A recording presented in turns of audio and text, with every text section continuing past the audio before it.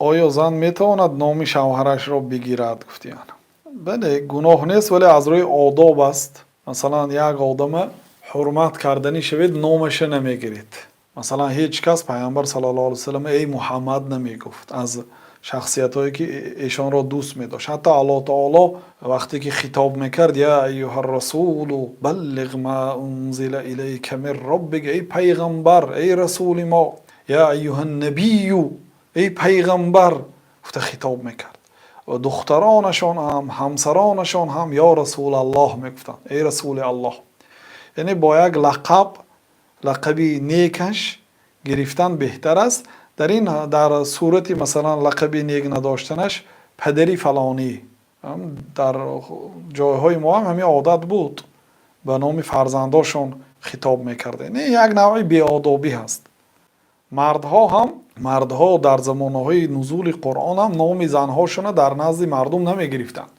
وقتی که زنشون خطاب میکردن نام زنشون نمیگرفتن، همچون رشک، همچون غیرت نام فرزندشون میگرفتن، یا مثلا مادری فلانی میگفتن، یا اگر درباره زنش در نزد مردم اگر سخن کند آیلم یا مادری فلانی گفته گپ بزد، نامش نمیگرفتن. بنابراین الله تعالی هم وقتی که مشرک ها گفتن که فرشته ها دختران الله تعالی هست، گفتن الله تعالی پاک است از فرزند. بعد الله تعالی وقتی که یا نصرانی ها مریم همسر الله هست، گفتن الله پاک است از همسر و از فرزند.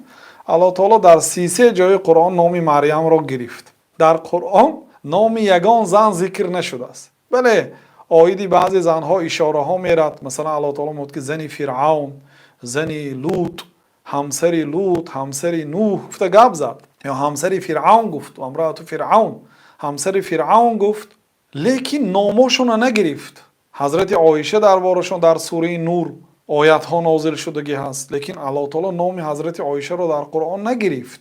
یگانه زنی که نامش را گرفت 33 مراتب در 30 آیت این حضرت مریم است. برای چی؟ برای اینکه این قرآن به زبان عربی نازل شد، به اسلوب عرب ها در نزد مردم نام زنی خود را نمی گرفتند.